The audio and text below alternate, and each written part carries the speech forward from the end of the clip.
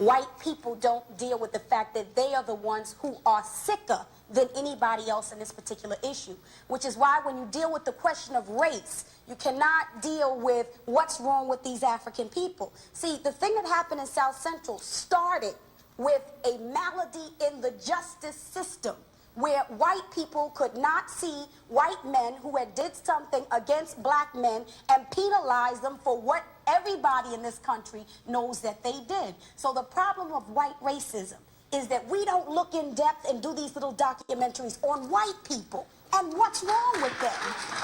I think that there have been gains for individual people, but we as African people, as a collective, have not moved forward as we should. And most of the time, the African people that you have that are able to occupy the positions of mayors and governors do not occupy it forcefully and forthrightly for the collective of African people in this country.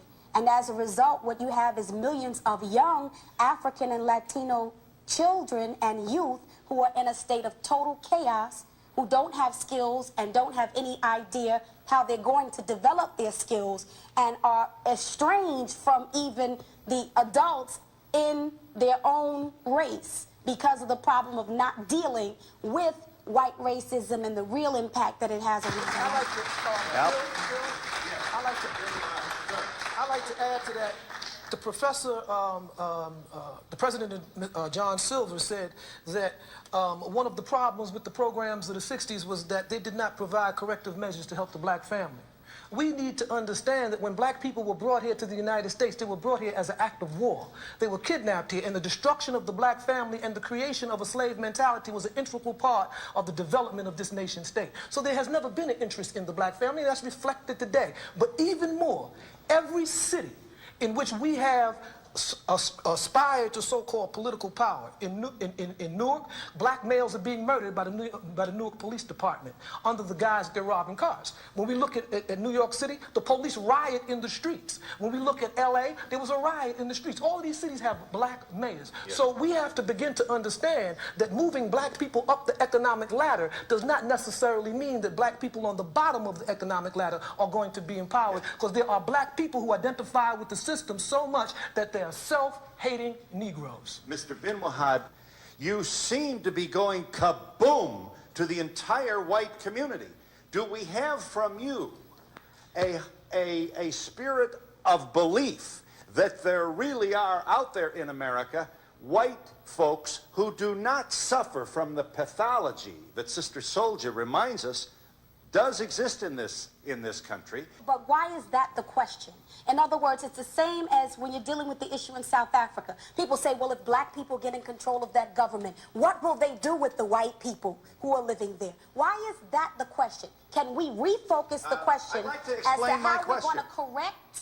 Let me have a moment. Let me have a moment to defend my question. Okay. If you believe that all people who are white are interested in pillaging, reminding us, as you painfully do, of our own history. No, that's a mischaracterization. That's a mischaracterization. And first of all, it's the mischaracterization because the Constitution was established by white males with property. It said all men are created equal. Right. And they are endowed by their Creator with certain inalienable rights. It didn't say women were created equal with men. And the Bill of Rights was attached to the Constitution because people without property had no rights. So I did not say that all white people are interested in burning and looting and pillaging. I am saying that the ideals that established this country were based on burning, looting, and pillaging people's land. Accept your point, and you concede to us that in contemporary society, we do have honorable people of all colors who have as much of an interest in the salvation of their babies as... But the problem with that, Phil, is that the people of good intentions in the white community are the minority. They do not stand on principle, and they do not struggle against their own racism and white skin privilege. See, the problem is this. It's like men who say, I understand how you feel as a woman being subjected to sexist behavior. They can't possibly. Not without interacting with women and empowering them. Bill, the problem, though, I think, with this whole analysis, as I see it, we're talking, and I have great respect for the Constitution, but let's be frank, it was not based upon an idealistic view of human beings. Mm-hmm. Daruba doesn't realize that I think sometimes that what he's saying is a description of not white people, but all people, was in fact the foundation of America's political philosophy. People are greedy. Give them a chance, they'll beat you up. Give them a chance, they'll kill you, rape you, that's not rob what the you. Ruber is saying. That was exactly, if I may say so, the view of human beings, not just white human beings, but most human beings. Have we moved that our somewhat founders- off this animalistic no. primitive? The point is, however, that the point that I think I hear at least, of what Sister Soldier says and others say, has less to do, we talk about all this economic redistribution and so forth. Let's talk about the basic issue of politics. The basic issue of politics is power. If you have power over me, you're going to abuse it. If I have no power to resist you, then I'm going to be abused. And I don't care what's in your heart. I don't want to know what's in your heart half the time. I want to know whether there's a weapon in your hand and whether I have the means to defend myself against it. Could be economic, could be social, could be political, could be physical, but I've got to be able to defend myself because I can't trust you. And that's an American statement. That is not a statement of some idealism. There is no human soul to be found anywhere? That's not the point. The point is that if you give people power over you and you can't defend yourself against them, our founders said they will abuse you. And the world, if I don't mind saying so, from a black person's point of view, I don't have to prove to you that somebody's out to get me. There are 400 years of history in this country that people are out to get me, and they got me more than half the time. I don't have to prove that to anybody. Jonathan Kozol, whose seminal book, Death at an Early Age, was a personal account of his own experience of teaching 4th grade in the community of Roxbury, the minority community within the city of Boston. Mr. Kozol, you've been patient, sir. What are your thoughts as you listen in on our dialogue? Well, I didn't think I'd ever agree with Alan Keyes on anything, but I sure agree with what he just said. I started teaching, as you know, in a segregated school in the mid-'60s. Today, inner-city schools everywhere are more segregated and less equal than they were at the time I set out as a teacher. Inner-city kids I see all over the country are in squalid, ugly, filthy, overcrowded buildings in which not one of us would willingly spend 1 hour. Their lives are more miserable today than they were when I began. By any kind of statistics, I won't drown you in statistics, but there's one which is so devastating, I have to cite it here. As you know, Phil, tracking has come back into schools again. It's become a sort of fashionable way of segregating kids within a single school. Black children, statistically, are 3 times as likely to be tracked into so-called special classes for the retarded as white children, but only half as likely to be put into gifted programs. That is an intolerable statistic in a democracy. And anybody who looks at that and all the other statistics, the fact that black infant mortality is twice that of white children, anyone who looks at those kinds of statistics, or a recent news event, black Haitians being brutally excluded from this country while white Europeans are welcomed at New York International Airport. Anyone who looks at that knows in their heart that racism remains the central moral agony of this society. Yeah. So my pleading to Mr. Bin Wahad and to Dr. Keyes in the white liberal tradition of, gee, you don't totally dislike us, do you? Is a rather empty I'll kind tell of... you why I think it is, Phil, because not to criticize you, naturally I'd like to feel, you know, I'm a nice guy, I hope black people will like me, but that's wasted energy. The issue isn't whether they like you and me or not. The issue is whether they have an even shot in this society, agree, and they sir. can't afford to worry about our injured feelings. Yes, And I they ask for shouldn't only lose one time. moment to defend the question. If the anger is that overwhelming and the evidence supported by your scholarship makes clear their positions, then we have to wonder whether we should even waste any more energy with this ideal of integration and living together and cooperating. I ask you not because I'm an insecure person who wants to be loved. I have children who must live in the society. Dr. that we're- Edwards is the one who spoke eloquently to the point, and that is America herself.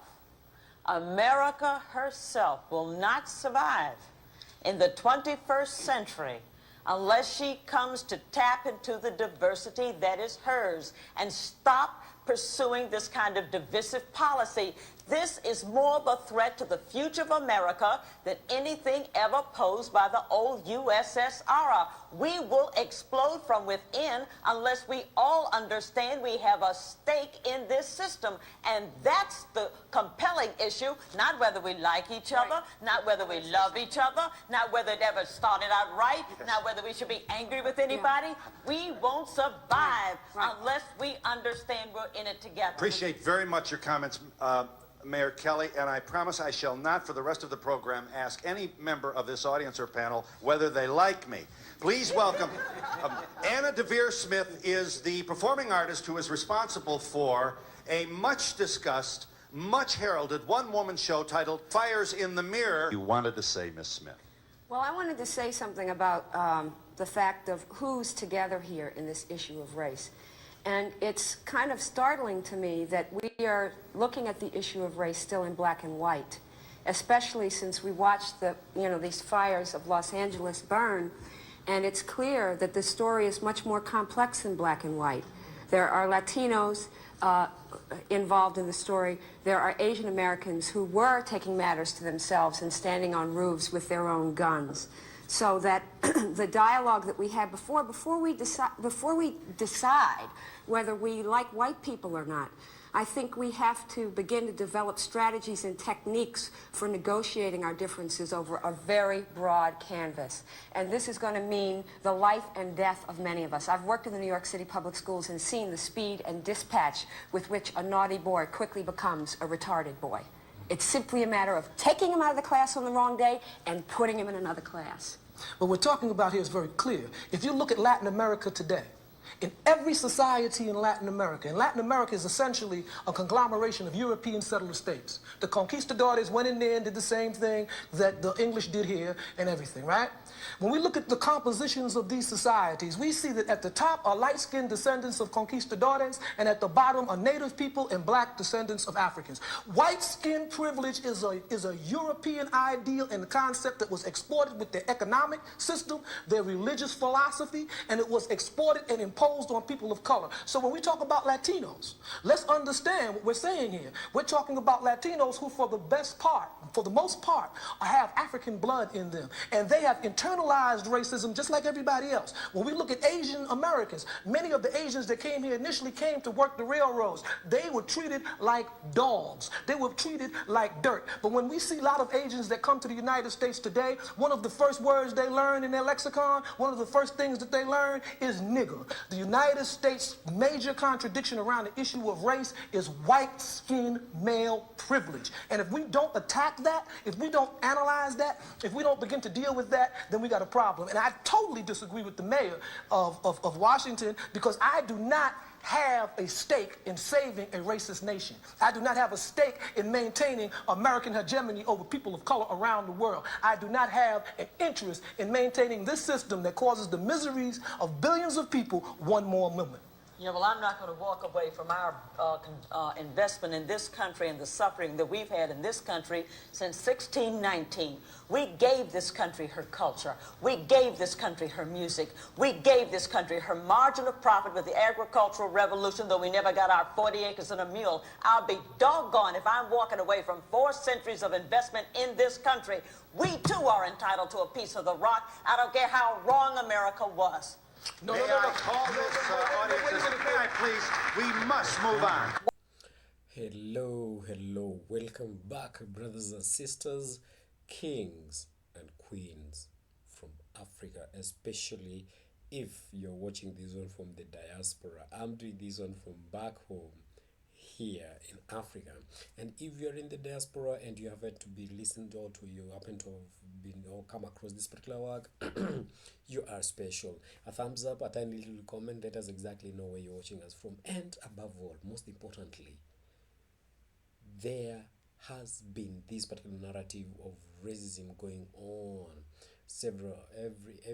many platforms, many discussions over the issue of racism, and this thing is not going to come to an end. It is engraved in systems. So racism is in systems. So we are not going to say that in as much as that physically now it has moved from physical aggravation where the blacks were not, you know, if my history serves me right, they were not supposed to even to show up in some, you know, in some towns in the early years of 1700 years.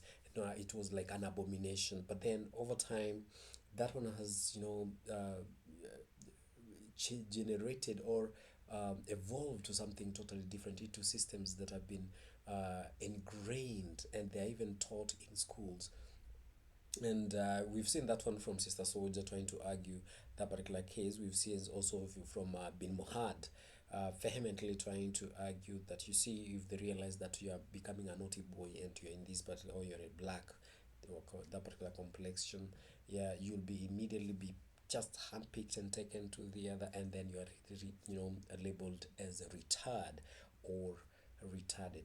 It is high time that this has to be a thing of the past. But again, how can that be a thing of the past if the mentality of the oppressed is still, you know, the caged, like in the caged bird? You see, a caged bird will always know that that is its aviary, that is the tiny little you know, world that is meant for. So flying is an abomination or a vocabulary that cannot be around that particular cage bird. It keeps on singing. So my fellow brothers and sisters, wherever you're watching this one from, you are a special person if you came across this particular work, because you're listening it from this, and if it finds you in this particular generation, we need to pave way for the future generations.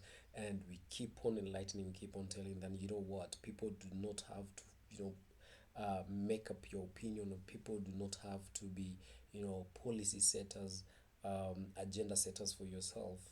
You can always decide. We can always want, maybe decide what we want for our lives, and how we want it, and when we want it. It doesn't have to be like, you know, always the default setting of pity as charity from the already developed worlds, and then back here in Africa. That will always make us will make us feel like we're so inferior.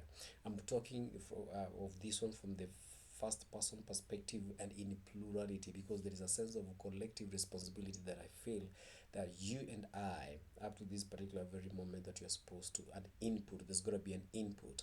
And you listening to this particular work and also sharing with other people, me also trying to bring this kind of enlightenment at my very best, that there's got to be a time, there is a time that we need to be able, all Africans at large, those in local and those in diaspora, that they need to come together as one. And if only until this one works out, like there is that unity, we are not able, we can never realize our strength, and also our uniform, our united effort that you can bring on the table. Remember that the sum total of all those particular skills that were shaped, agricultural ideologies.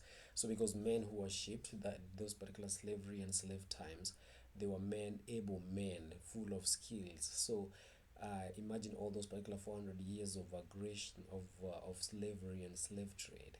All those particular skills, if they were to be translated or to be left, I think Africa would really be emerging the top as far as maybe food issue is concerned, economics, we talk about science and technology, because you see that particular stability wasn't there for 400 years back in time. That is long enough to have you know, to have put, let's say for example, a certain economy to be streamlined, to be able to compete with the world economies that we are currently experiencing, or that we are currently presumably, you know, worshipping in that particular context right there. If you guys, you got me. So guys, I go by Lit Up in this particular platform, and if indeed you came across the particular work, it's your first time, a thumbs up won't hurt you.